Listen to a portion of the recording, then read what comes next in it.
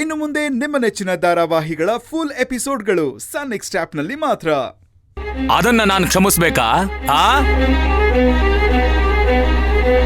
ನಾನೇನಾದ್ರೂ ಆ 24 ಗಂಟೆ ಸಮಯನ ಕೇಳದೆ ಇದ್ದಿದ್ರೆ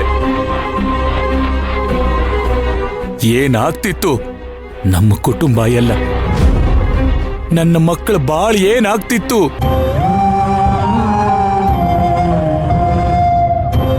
ನೀವೆಲ್ಲ ನಮ್ಮನ್ನ ನಡದಾರಿಲಿ ಬಿಟ್ಟು ಹೋದ್ರಲ್ಲ. ಈ ಷಡ್ಯಂತ್ರಕ್ಕೆ, ಈ ಷಡ್ಯಂತ್ರ ಮಾಡ್ದೋರನ್ನ ನಾವು ಕ್ಷಮಿಸ್ಬೇಕಾ? ಕ್ಷಮಿಸ್ಬೇಕೇನ್ರಿ?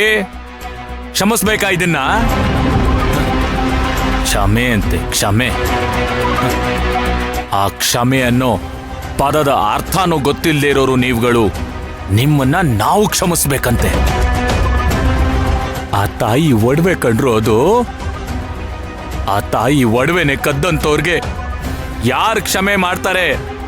ಆ ತಾಯಿ ಕ್ಷಮಿಸ್ಬೇಕು ನಿಮ್ಮನ್ನ, ನಾನಲ್ಲ.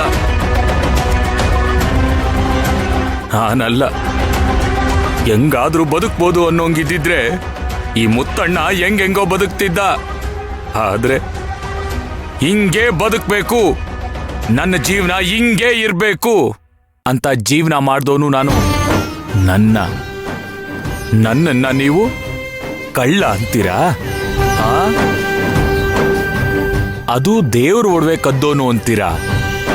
ಅವತ್ತು ಕದ್ಕೊಂಡು ಹೋದವರನ್ನ ಹಿಡ್ಕೊಂಡು ಬಂದವನು ನಾನು. ನನ್ನನ್ನ ಇವತ್ತು ಕಳ್ಳ ಅಂತೀರಾ? ನನ್ನ ಮಾನ ಮರ್ಯಾದೆನೆಲ್ಲ 3 ಕಾಸಿಗೆ ಹರಾಜ್ ಹಾಕ್ಬಿಟ್ರಿ ರೀ ನ್ಯಾಯಸ್ಥ್ರೆ. ಇದ್ಯಾವ ನ್ಯಾಯ ರೀ? ಇದ್ಯಾವ ನ್ಯಾಯ? ಅವತ್ತು